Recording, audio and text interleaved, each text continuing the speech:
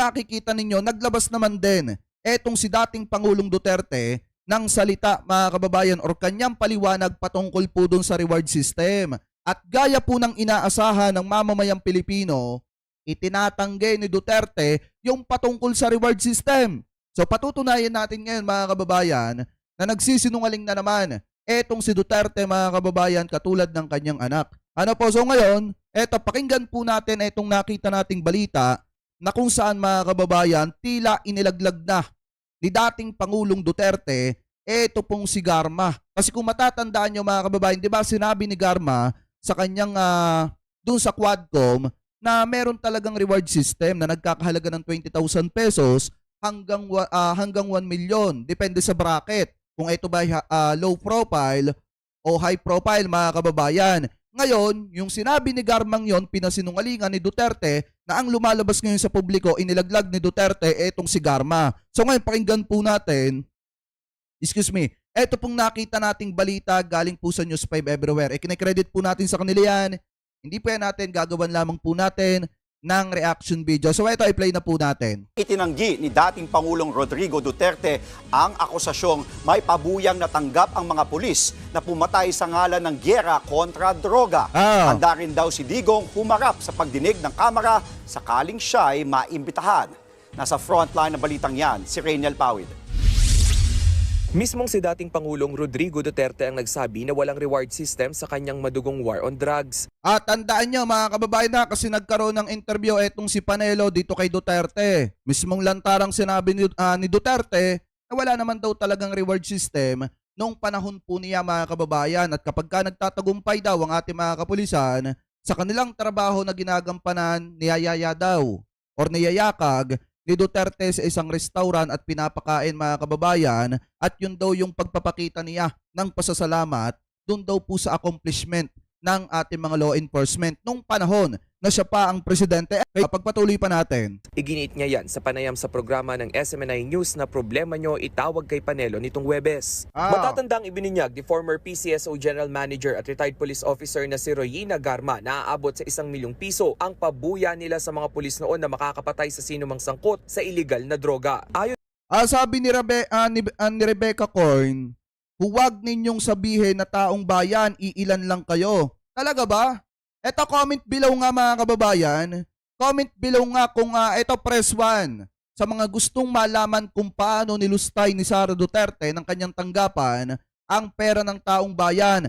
Press 2 kung hindi kayo interesado na malaman kung paano nilustay ni Sara Duterte ang pera ng mamamayang Pilipino. Kasi eto mga DD-shit mga kababayan, mukha atang may mga problema na rin sa pag-iisip at nahawa na ni Sara Duterte. Hindi ko nilalahat mga kababayan kasi sino ba namang mamamayang Pilipino ang hindi interesadong malaman kung saan napupunta ang pera nila? Aba, kung ganun pala ang mamamayang Pilipino, kahit pala sinong kandidato or kahit sinong politiko pwede palang mangurakot kasi walang pakialam ang taong bayan sa pera nila. Ano po kasi mga kababayan, parang ganun ang sinasabi dito nung isang DD-shit na may sayad na rin ata mga kababayan. Ano po, ipagpatuloy pa natin. kay Garma, hango ito umano sa reward system ng Davao Model Drug War. Pulis na papasok ng hindi ako magbibigay ng reward. Kung ang pinakamaano sila sa akin is pag mission accomplished, is yayain ko sila sa restaurant, magkain kami and I congratulate them.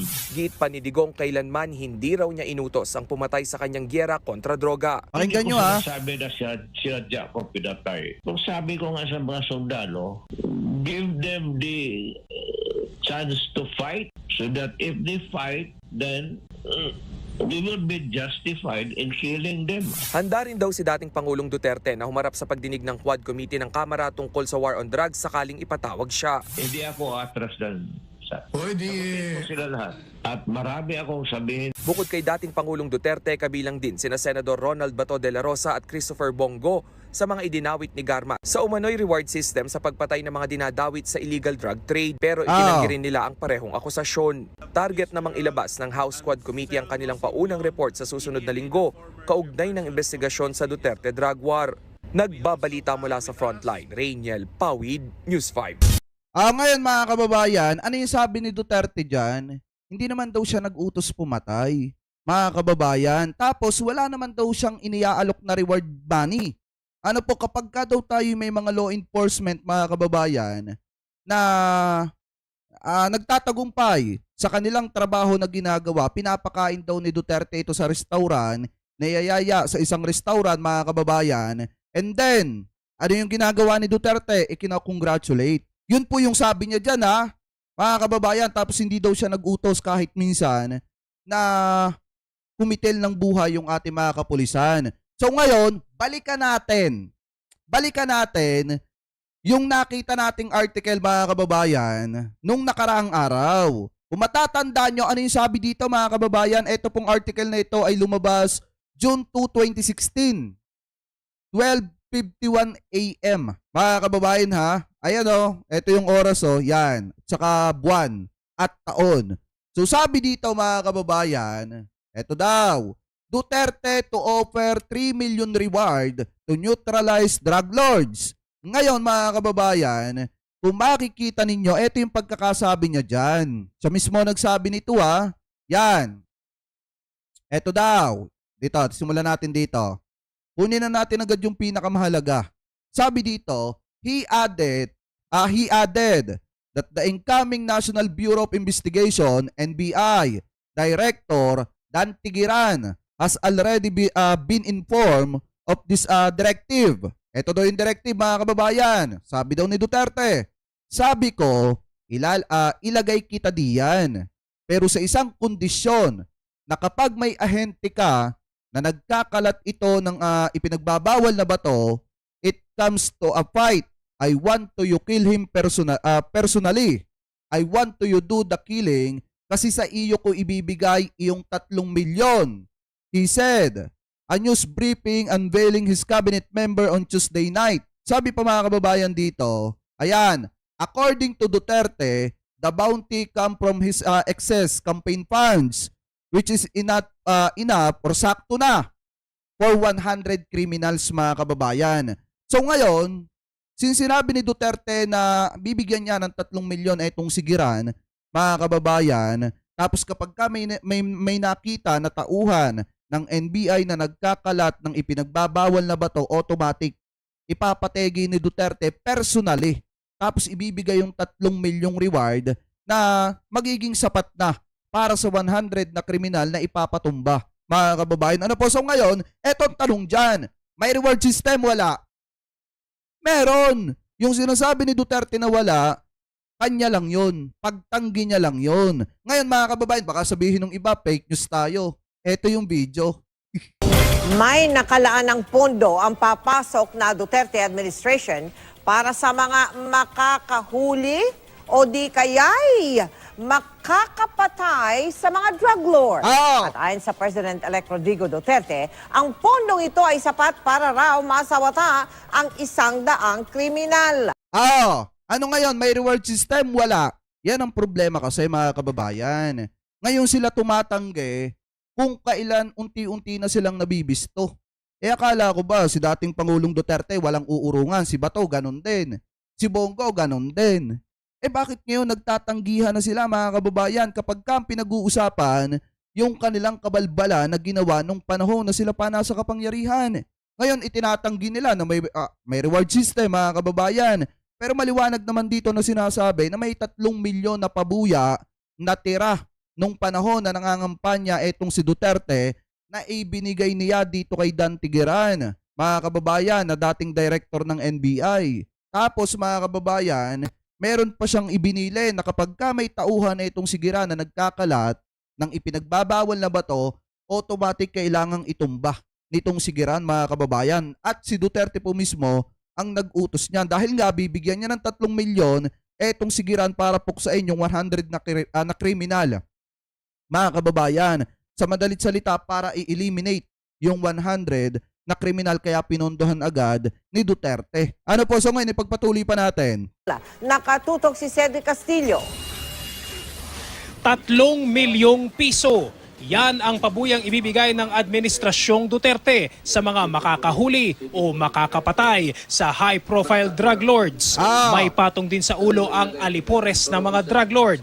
Kahit mga alagad ng batas na sangkot sa droga, wala rin daw ligtas. Personal daw niya itong binilin sa itatalaga niyang NBI Director na si Dante Gueran. Sabi ko ilagay. Eto, pakinggan nyo ha. Duterte versus Duterte ngayon. Yung ngayong Duterte 2024, nagsasalita na wala daw siyang reward na ibinigay. Tandaan nyo mga kababayan ha, yung Duterte 2024 nagsasalita na wala daw siyang reward na ibinigay. Eto namang Duterte 2016 nagsasalita na magbibigay siya ng 3 milyon dito kay Dante Gueran. So ngayon, ipagpatuloy pa natin. Kita dyan. Pero sa isang kondisyon. Na kung may ahente ka, you have an agent there nakakalat into drugs and it comes to a fight, I want you to kill him personally. Ayan! Mga kababayan, nagutos hindi? Eto, tanong ko mga kababayan, tingin nyo, press 1, kung tingin niyo nagutos hindi. Ayan maliwanag nagutos siya mga kababayan. Kasi napakaliwanag dito, tingnan nyo, itinatanggi niya na walang reward daw. Wala naman daw inire-reward, pero itong balita, June 2, 2016, sinasabi dyan na etong si Duterte, nag-offer ng 3 milyong reward para i-neutralize yung mga drug lord mga kababayan. At yung pinagbigyan niya ng 3 milyon na reward na tira ng kanyang campaign funds ay eto pong si Dante Gueran ng NBI mga kababayan. Ngayon, ipagpatuloy pa natin ito. Mismong siya po yung nagsasalita dyan na hindi po yan artificial intelligence. I want you to do the killing. Kasi sa iyo ko ibigay yung 3 million. Ayon kay Duterte, galing ang pondo sa natira sa kanyang campaign funds at kakasya pa para mapatumba ang 100 kriminal. Ang pagsugpo sa kriminalidad at droga sa loob ng 3 hanggang 6 na buwan. Ngayon nyo sabihin fake news kami, mga pro-government vlogger. Ngayon nyo sabihin na walang sinasabi si Duterte na hindi siya nag-utos mga kababayan na kumitil ng buhay nung panahon na siya ang presidente. Mismong maliwanag nga sa kanya dyan, nag-uutos siya. Inuutusan niya na itumba yung mga mapapatunayan mga kababayan na nagkakalat ng ipinagbabawal na bato na agent ng NBI. Ayan mismong siya nagsasalita dyan, hindi naman tayo. Tapos sasabihin nung iba, wala daw katotohanan. Yung mga sinasabi natin about kay Digong, napakaliwanag nga dyan siya ang nagsasalita. Pagpatuloy pa natin. Ang isa sa mga ipinangako ni Duterte noong kanyang kampanya. Para dyan, gagamitin daw niya ang puwersa ng pulisya at militar. So I'm not saying that you kill them, but the order is dead or alive. Which is subject sa kanilang turo when to kill and when not to kill. When is it legal to kill? When is it unlawful to take another man's life? Ayon kay Chief Yan yung binabanggit ni Congressman Busita mga kababayan na natanggal siya sa serbisyo kasi nga yung mga nasa list mga kababayan saglip na ipatumba, pinasuko niya, sinulatan niya isa-isa mga kababayan yung 21. Kaso nga lang 20 lang yung nasulatan niya kasi nga yung isa may kasong murder ata mga kababayan. Ngayon, yung 20 napasuko niya lahat yon. Kaso nga lang ang problema, pagkasuko sa kanya, saglip na pasalamatan siya kasi may naisalba siyang buhay, tapos may napasuko pa siya, automatic natanggal siya, mga kababayan. Ngayon, kung titingnan po nating mabuti, dito po kasi sa nung panahon ni Digong mga kababayan na nag-uutos sila di umano na kumitil ng buhay ng mamamayang Pilipino, especially yung mga related sa ipinagbabawal na batot, yung iba mga inosenteng nadamay, sa kanila madali lang mag-utos nung panahon na yon. Pero ngayon kasi ang problema, sinisingil na sila nung mga ginawa nilang kapalpakan nung panahon na sila pa nasa kapangyarihan, pero ang ginagawa nila ngayon, saglip na pagbayaran yon, itinatanggi nila, mga kababayan. Kaya hindi talaga maiiwasan na maglipa na at lumabas itong mga patunay na ito laban po sa kanila.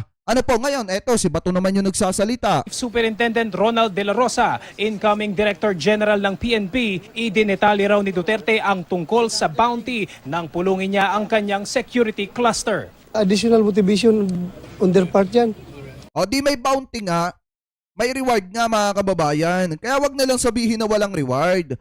Wag sabihin ni dating Pangulong Duterte na walang reward. Kasi eto, idinatalya na ni Bato de la Rosa yung patungkol do sa bounty. Mga kababayan, sa reward system nung panahon ng Duterte administration. Ngayon, di ba ang sinasabi ni Digong kanina, wala daw katotohanan yung reward system. Kasi nga, ang ginagawa niya pag may accomplishment, kakain sa restaurant, i-congratulate, yun na yun. Walang abutan. Pero ang sinasabi kasi ni Bato dito, Kasi tatanggap sila ng pera na galing sa drugs. Ang polis hindi naman yung bounty hunter na tama naman. Hindi naman yan tawag yan yung Yung sinasabi niya kasi kanina, kaysa nga naman tatanggap ng pera sa mga drug lord, eh di doon na lang. Kaso nga lang nakat na yung video mga kababayan. Ano po, so ngayon, kaysa nga naman tumanggap ng pera sa mga drug lord, eh di okay na yung may bounty mga kababayan. Ano po, so ngayon ipagpatuloy pa natin. hindi yung hitman gun for hire. Hindi naman. I-neutralize mo yung drug lord through legal means. Kaya nga sinabi dead or alive. Kung lumaban, mas maganda yung patay siya para hindi ikaw mamatay. Mula rito sa diba? Davao City, Cedric Castillo nakatutok, 24 oras. Ngayon mga kababayan, ayan, napakaliwanag naman na talagang nung panahon ng Duterte administration, meron talagang reward system. Kaya nga kung tutusin mga kababayan, yung ginagawang pagtanggi ngayon ni Digong, hindi lang naman si Digong yung lumalabas na sinungaling dyan. Gusto nilang palabasin na sinungaling, etong si Garma. Kaso nga lang ang problema mga kababayan, lahat ng sinasabi ni Garma tumutugma ngayon sa mga naglilipa ng balita at artikel na nangyari nung panahon ng 2016 na kababagong upo pa lamang nitong si Digong mga kababayan. Kasi etong balitang ito lumabas po to June 2. June 2 po ito lumabas. Ibig sabihin, Mayo pa lang, 2016, tinatrabaho na ni Duterte na magkaroon ng tao para utusan na gumawa ng Davao model ng drug war mga kababayan sa buong Pilipinas, nagagawin sa buong Pilipinas. So ngayon kung titingnan po natin, since lumabas itong balitang ito, June 2, na kung saan nag-aalok na ng 3 million reward, etong si Duterte mga kababayan, malaki din yung possible na yung sinasabi ni Garma na Mayo pa lamang tinawagan siya dahil nga nagpapahanap na ng mga tao para mag-neutralize, mag-eliminate ng mga tao na related sa ipinagbabawal na bato, talagang malaki ang possible na totoo talaga. Kasi nga, June 2 lumabas yung balita na nag-aalok na si Duterte ng reward. Ibig sabihin, Mayo pa lang tinatrabaho niya na magkaroon ng Davao model sa buong Pilipinas ng drug war. Mga kababayan, ano po, so ngayon, yung sinasabi ni Digong na pagtanggi kanina, na wala daw pong reward system at tanging kainan lang sa restaurant, walang katotohanan po yan dahil kung may katotohanan yung sinasabi ni Digong kanina, sana wala itong balitang ito, mga kababayan, na kung saan mismong siya yung nagsasalita dito. Ano po, so ngayon, maliwanag naman po na totoo yung reward system at yung sinasabi ni Duterte isang kasinungalingan po yun.